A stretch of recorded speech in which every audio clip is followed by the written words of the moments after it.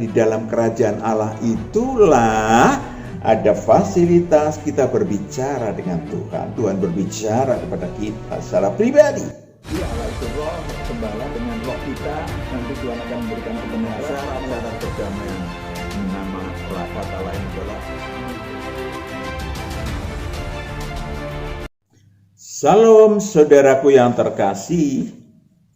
Hari ini kita jumpa untuk membahas sesuatu yang menjadi pertanyaan banyak orang. Dapatkah kita berkomunikasi dengan Tuhan? Tetapi sebelum kita membahas lebih lanjut, kita akan menyaksikan satu pujian.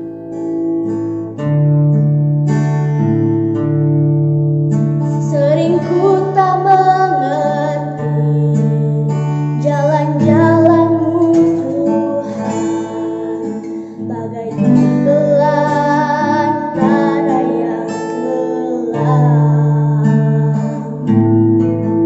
Tanpa seribu tanya, namun tetap percaya, jejak-Mu Tuhan sungguh sempurna.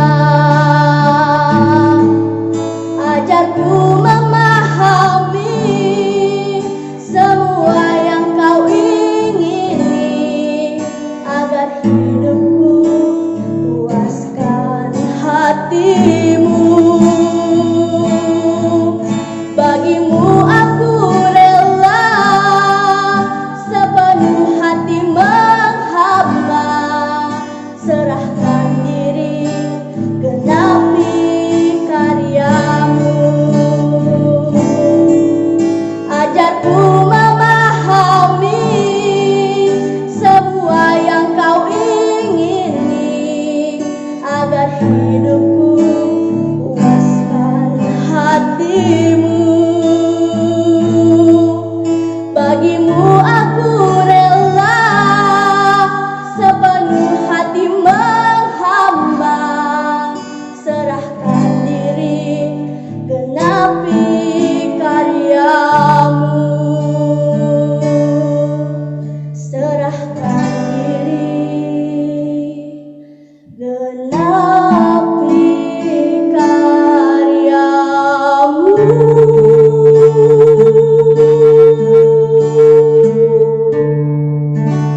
Dapatkah Anda berkomunikasi dengan Tuhan? Dapatkah kita ngobrol dengan Tuhan? Dapatkah kita berbincang dengan Tuhan? Saudaraku yang kekasih, apa yang dimaksud dengan berkomunikasi dengan Tuhan, berbincang, ngobrol dengan Tuhan? 2000 tahun yang lalu sudah tersedia bahwa manusia bisa berkata kepada Tuhan, Engkau Allahku, dan Dia berkata, Engkau anakku. Jadi kita bisa berbincang-bincang dengan Tuhan. Tetapi masalahnya adalah yang berbincang siapa? Yohanes 4. Perhatikan baik-baik, sejak 2000 tahun yang lalu telah tersedia ayat 23 sampai 26 bahwa yang berbincang adalah roh kita dengan roh Allah. Yohanes 4 ayat 23, tetapi saatnya akan datang dan sudah tiba sekarang. Saatnya akan datang 2000 tahun yang lalu dan sudah tiba sekarang 2000 tahun yang lalu, bahwa penyembah-penyembah benar akan menyembah Bapa dalam roh dan kebenaran. dalam roh. Karena Sebab Bapa menghendaki penyembah-penyembah demikian. yes. Ayat 24, Allah itu roh, dan barang siapa menyembah Dia harus menyembahnya dalam roh dan kebenaran. Itu dia, menyembahnya dalam roh dan kebenaran. Ini masalah pembahasan ilahi loh, sekali lagi bukan pembahasan yang lain. Ayat 25, jawab perempuan itu kepadanya, aku tahu bahwa Mesias akan datang, yang disebut juga Kristus, apabila ia datang, ia akan memberitakan segala sesuatu kepada kami. Iya. Lalu Ayat 26, kata Yesus kepadanya, Akulah dia akulah dia. yang sedang berkata-kata dengan engkau. Yes. Benarkah Tuhan mau berbicara kepada manusia? Apa cuman halu? Atau mega? Halunisasi atau megalomani iman? Ya, kita tidak ada urusan menghakimi siapapun. Tetapi jawabannya adalah bisa. Kepada manusia-manusia mana saja dan manusia yang seperti apa yang membuat Tuhan sudi berbicara. Yohanes 14 ayat 17. Bukan dengan manusia-manusia dunia. Yohanes 14 ayat 17, yaitu roh kebenaran. Dunia tidak dapat menerima dia, sebab dunia tidak melihat dia dan tidak mengenal dia. Tetapi kamu mengenal dia, sebab ia menyertai kamu dan akan diam di dalam kamu. Ayat 22. Ayat 22, Yudas yang bukan Iskariot bertanya kepadanya, Tuhan, apakah sebabnya maka engkau hendak menyatakan dirimu kepada kami dan bukan kepada dunia? Dan bukan kepada dunia, kepada murid-murid Tuhan. Pertanyaannya adalah apa gunanya? Apa gunanya berbicara, berbincang dengan Tuhan? Hal-hal apa saja yang membuat Tuhan sudi berbicara dengan kita, dengan Anda dan dengan saya? Garis besarnya adalah kita berbincang dengan Tuhan, kita berkomunikasi dengan Tuhan untuk mengubah nasib buruk yang akan terjadi dalam kehidupan kita. Itu dia. Bagaimana langkah-langkahnya? Yang pertama, si manusia tidak boleh terpisah dari Allah. Yesaya 59 ayat 1 sampai 2, tidak boleh terpisah dari Allah. Apa penyebabnya? Kita dengarkan. Kenapa terpisah dengan Allah? Apa yang menyebabkan terpisah dari Allah? Yesaya 59 ayat 1, sesungguhnya tangan Tuhan tidak kurang panjang untuk menyelamatkan dan pendengarannya tidak kurang tajam untuk mendengar. Yes.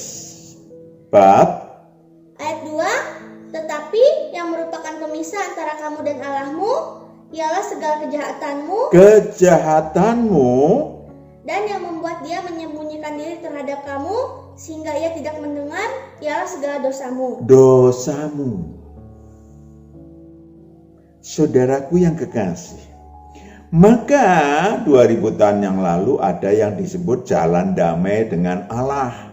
Akulah jalan, kebenaran dan hidup. Jalan. Ya. Perhatikan baik-baik. Kita sedang mengingat sejarah tentang Yesus yang bangkit dari antara orang mati bersama banyak orang dan kemudian memberikan pendelegasian wewenang ilahi kepada muridnya. Yohanes 20 ayat 21 sampai 23. Ini fasilitasnya supaya manusia tidak terpisah dari Allah. Ini fasilitasnya, saudaraku yang kekasih, perhatikan. Yohanes 20 ayat 21, maka kata Yesus sekali lagi, damai sejahtera bagi kamu, sama seperti Bapa mengutus aku, demikian juga sekarang aku mengutus kamu. Aku mengutus kamu. Ayat 22, dan sesudah berkata demikian, ia mengembusi mereka dan berkata, terimalah Roh Kudus. Perhatikan baik-baik, terimalah Roh Kudus. Lanjut. Ayat 23, jikalau kamu mengampuni dosa orang, Jikalau kamu mengampuni dosa orang, dosanya diampuni, dan jikalau kamu menyatakan dosa orang tetap ada, dosanya tetap ada. itu dia fasilitasnya. Supaya aku damai dengan Allah, dosanya dihapuskan, kejahatannya disucikan. Saudaraku yang kekasih, supaya apa? Supaya masuk kerajaan Allah, supaya Anda dan siapapun yang dosanya sudah dihapuskan, kejahatannya disucikan, dapat masuk kerajaan Allah. Karena di dalam kerajaan Allah itulah ada fasilitas kita berbicara dengan Tuhan. Tuhan berbicara kepada kita secara pribadi. Saudara bisa baca kalau soal lahir kembali, Yohanes 3 ayat 3-7 sudah tahu itu. Sudah disampaikan beberapa kali. Sehingga sang terang ilahi, ya, sang terang ilahi, Yohanes 1 ayat 4 adalah Yesus Kristus terang ilahi, sudi menggembalakan saya dan saudara, menggembalakan manusia yang datang kepadanya, menggembalakan manusia yang dihapuskan dosanya dan disucikan dari yang jahat di dalam kerajaan Allah. Ya, di dalam kerajaan Allah. Yohanes 15 ayat 8. Di dalam kerajaan Allah untuk menjadi murid Tuhan.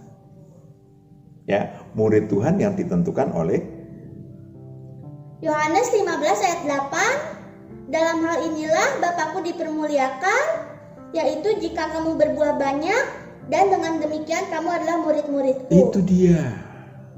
Berbuah banyak ketika masuk kerajaan Allah, bincang-bincang dengan Tuhan, maka Tuhan akan mengelola saudara secara pribadi. Tuhan akan mengelola Anda, menggembalakan Anda secara pribadi. Itulah tujuan utama daripada manusia berkomunikasi dengan Allah. Ya, supaya apa? Supaya hilanglah kegelisahan roh kita, nasib buruk roh kita, gelisah karena akan masuk ke dalam alam maut kalau tubuh alamiahnya mati, atau waktu tubuh alamiahnya hidup rohnya masuk ke dalam kerajaan maut. Gelisah saudaraku yang kekasih. Untuk itu menghilangkan kegelisahan Anda. Kemudian mengerti rahasia kerajaan Allah. Kita akan mengerti ketika masuk ke dalamnya. Tidak bisa kita hanya berteori ria. Di luar kerajaan Allah tidak bisa. Harus masuk. Sehingga di dalamnya kita menjadi roh kita menjadi sadar ilahi. Roh kita menjadi sadar ilahi. Untuk apa kita turun ke bumi? Sadar jati diri untuk apa kita berada di bumi. Ya, antar siapakah berbicara bincang-bincang? Satu, antar Tuhan dengan anak-anak Allah. Yohanes 1 ayat 9-13. Perhatikan baik-baik. Kepada siapakah Tuhan sudi berbincang? Kepada saudara dan saya yang sadar jati diri, sadar bahwa cita-cita kita turun ke bumi adalah menjadi anak-anak Allah. Itu dia. Tuhan akan menuntun kita. Yohanes 1 ayat 9, terang yang sesungguhnya yang menerangi setiap orang sedang datang ke dalam dunia. Itu dia. Itu namanya terang ilahi, terang Sang Kristus. Ayat 10, ia telah ada di dalam dunia dan dunia dijadikan olehnya, tetapi dunia tidak mengenalnya. Itu dia. Ketika kita masuk ke dalam dunia, tubuh alamiah kita nggak mengenal. Ayat 11, ia datang kepada milik kepunyaannya, tetapi orang-orang kepunyaannya itu tidak menerimanya. Banyak manusia tidak menerima. Yang sudah rohnya kenal sebelum turun ke bumi. Ayat 12, tetapi semua orang yang menerimanya diberinya kuasa supaya menjadi anak-anak Allah, yaitu mereka yang percaya dalam namanya. Ayat 13, orang-orang yang diperanakan bukan dari darah atau dari daging, bukan pula secara jasmani oleh keinginan seorang laki-laki, melainkan dari Allah. Kembali kepada cita-cita ilahi, Setiap roh manusia atau roh tua-tua, roh makhluk tua-tua yang turun ke bumi adalah menjadi anak-anak Allah. Mari saya ingin membawa saudara mengingat sebelum kita turun ke bumi. Wahyu 5 ayat 6.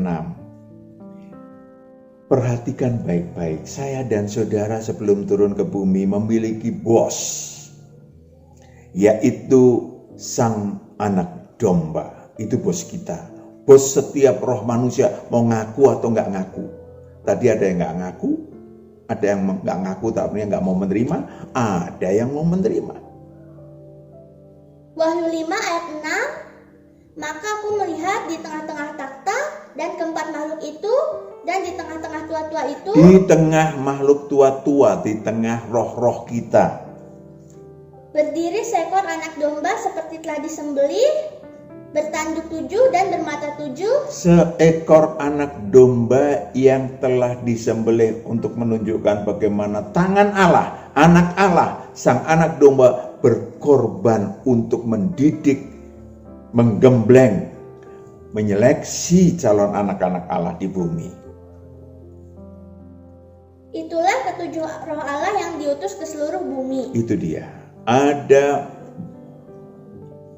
Allah anak, ada Allah Roh Kudus. Lanjut. Ayat 7.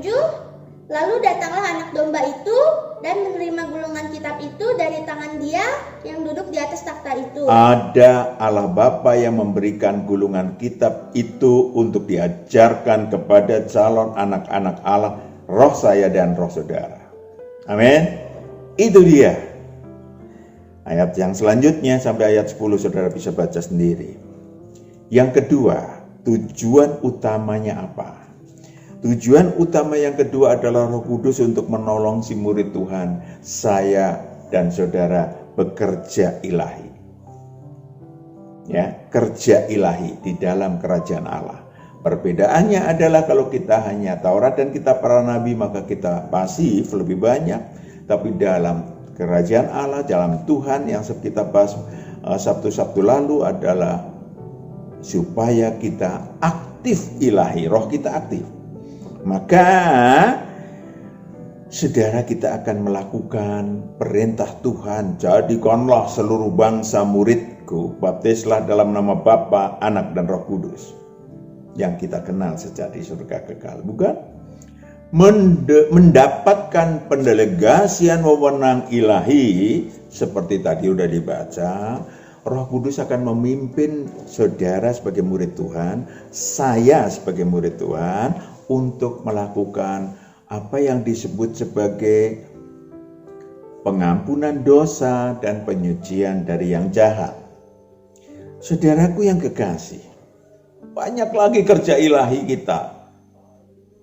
Mengusir setan, menyembuhkan orang sakit, dan sebagainya.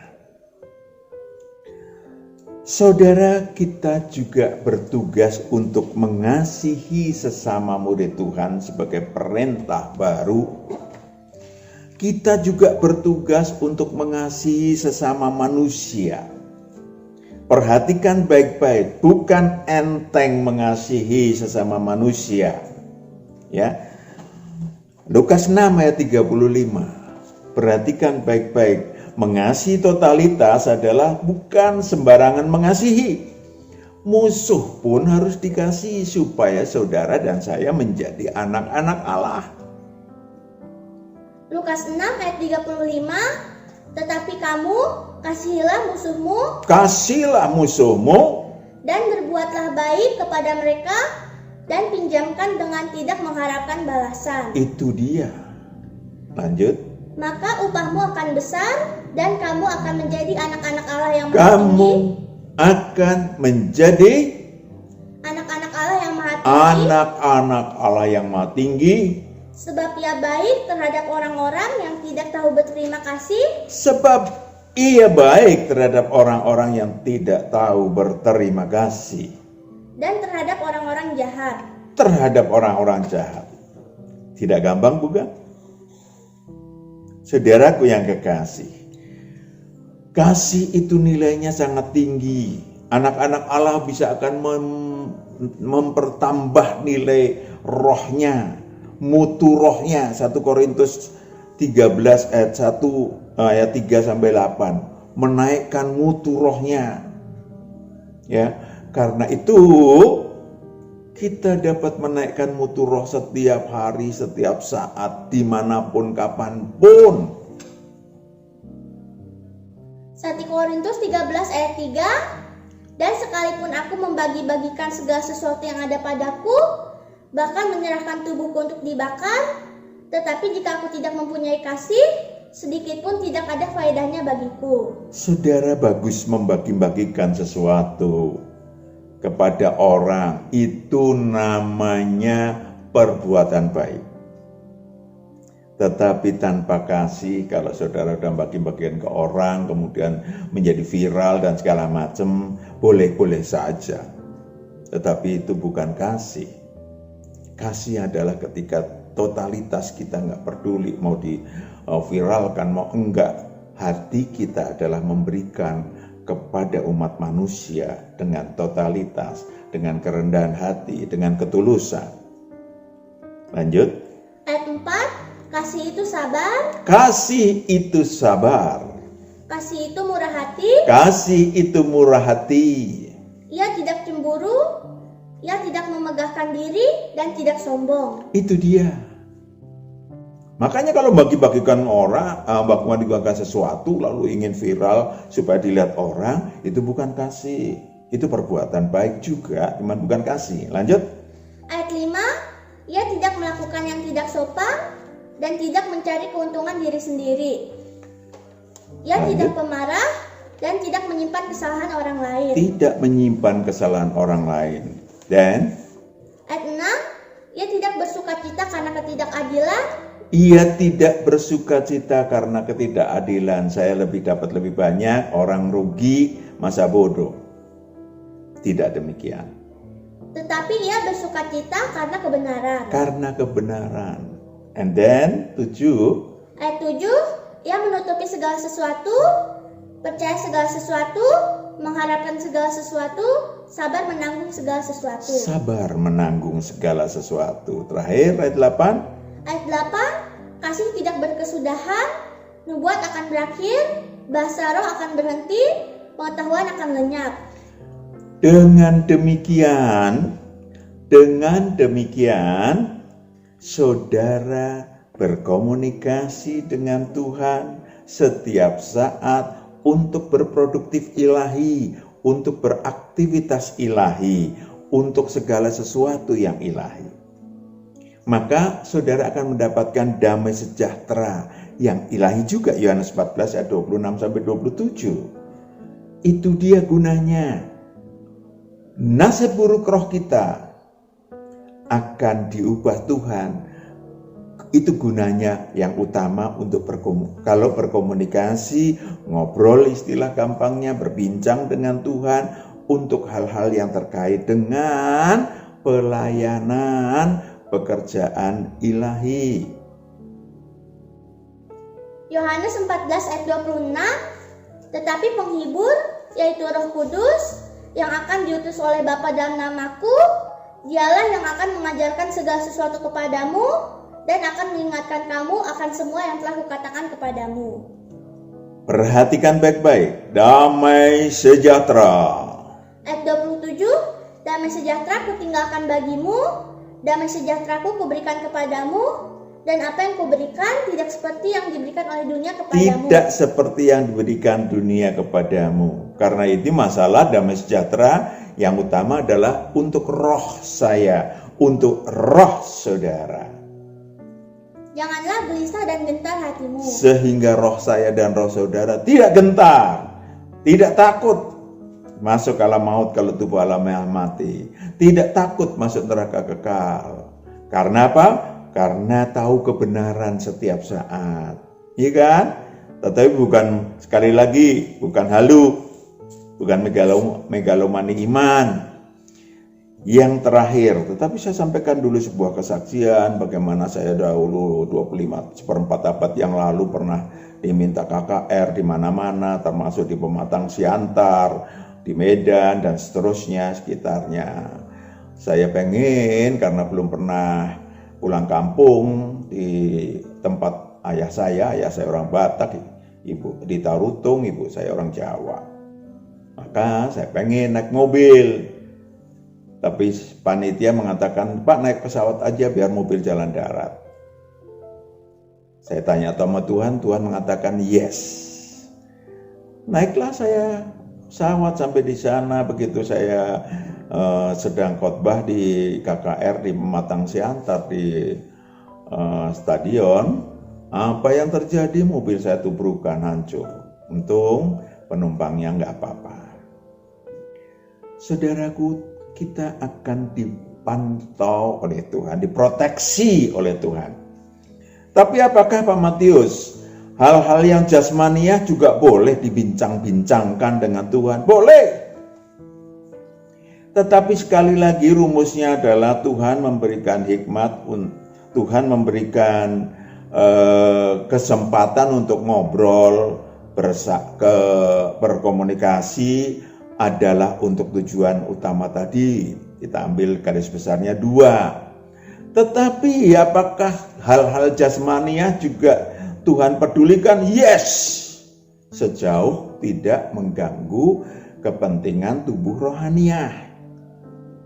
Kenapa? Karena saudara terjebak sama duniawi, orang dunia, orang kaya, sulit masuk kerajaan Allah. Bisa dipentalkan kita dari kerajaan Allah. Yohanes 10 ayat 3-4, fasilitasnya ada, saudara. Fasilitas untuk hal-hal jasmania ada.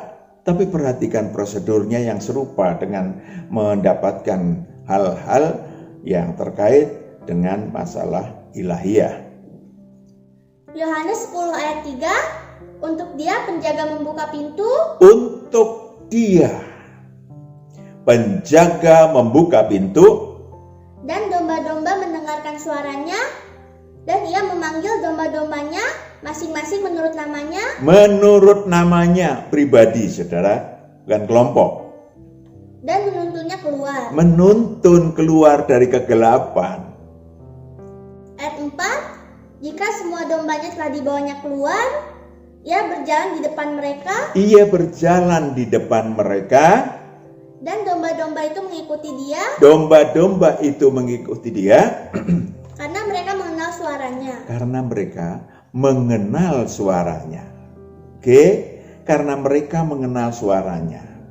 Ayat 9. Ayat 9, akulah pintu, barang siapa masuk melalui aku, ia akan selamat dan ia akan masuk dan keluar dan menemukan padang rumput. Itu dia. Dan menemukan padang rumput. Untuk domba itu makanan yang lezat luar biasa, padang rumput.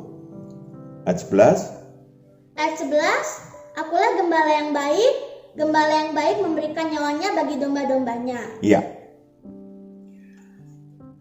Tetapi caranya gimana Pak Matius?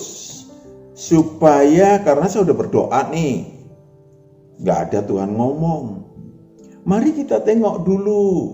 Apakah saudara, Matius 11 ayat 28-30, apakah saudara memenuhi kriteria atau prosedur, kita pakai kata bahasa sekuler, yang seharusnya ditempuh atau tidak? Tuhan sudah mengatakan, marilah kepadaku yang letih lesu dan berbeban berat.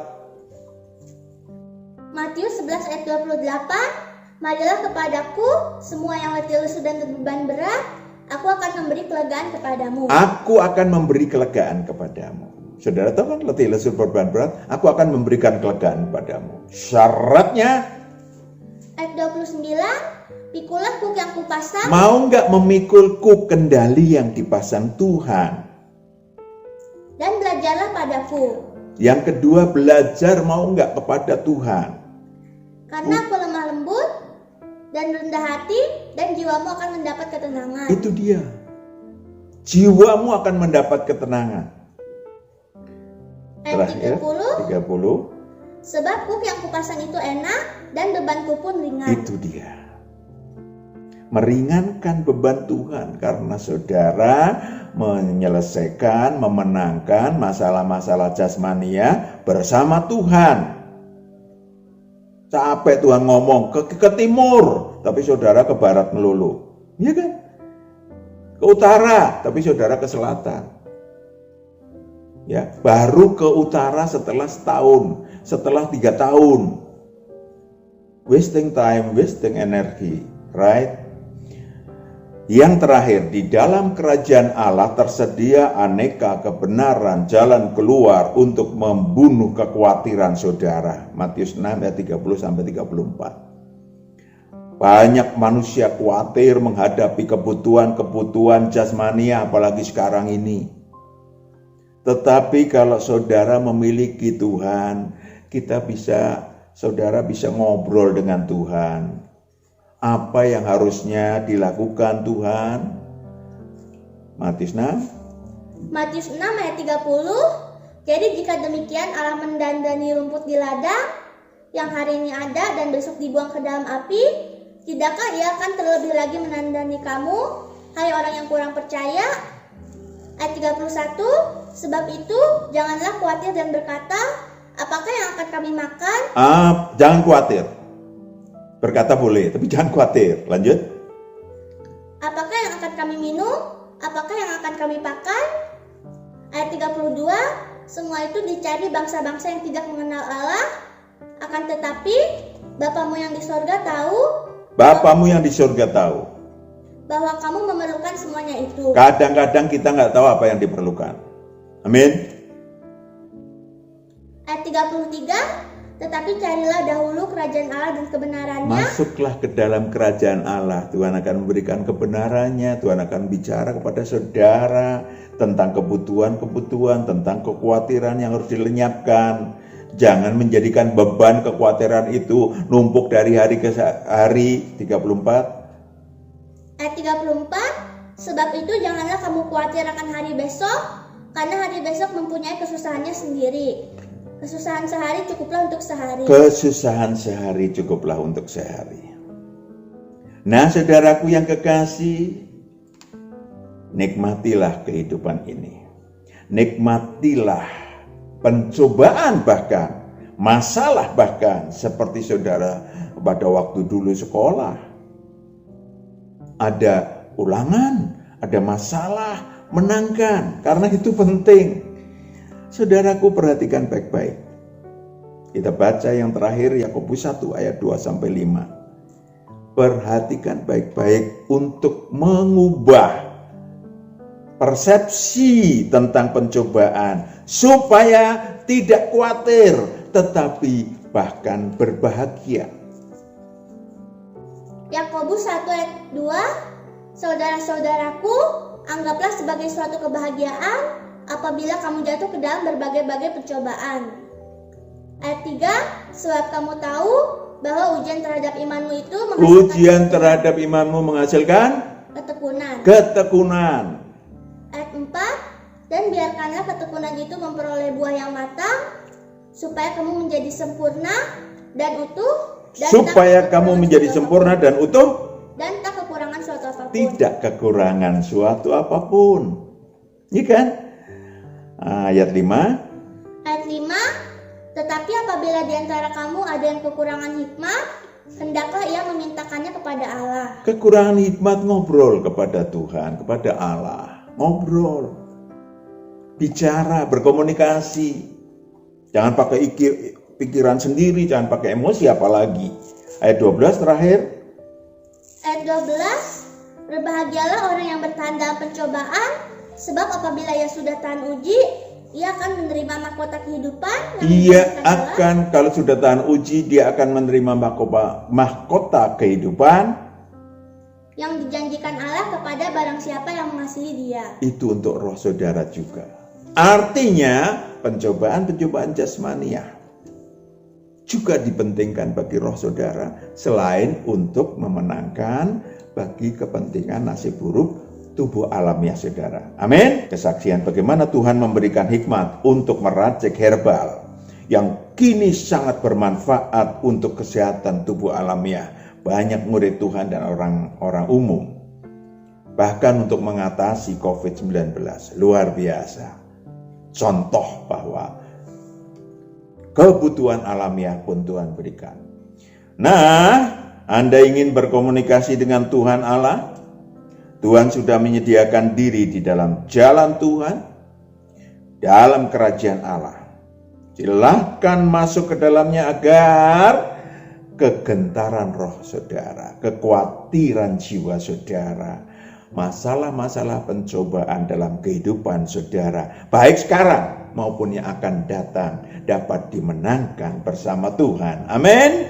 Kita berdoa. Bapa di surga, kami serahkan anak-anak-Mu yang menyaksikan tayangan ini.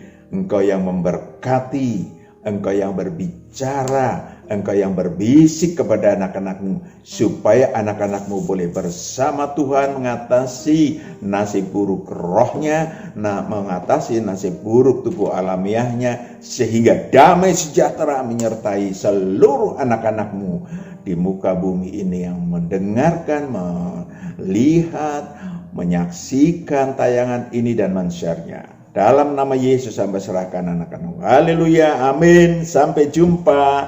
Tuhan memberkati.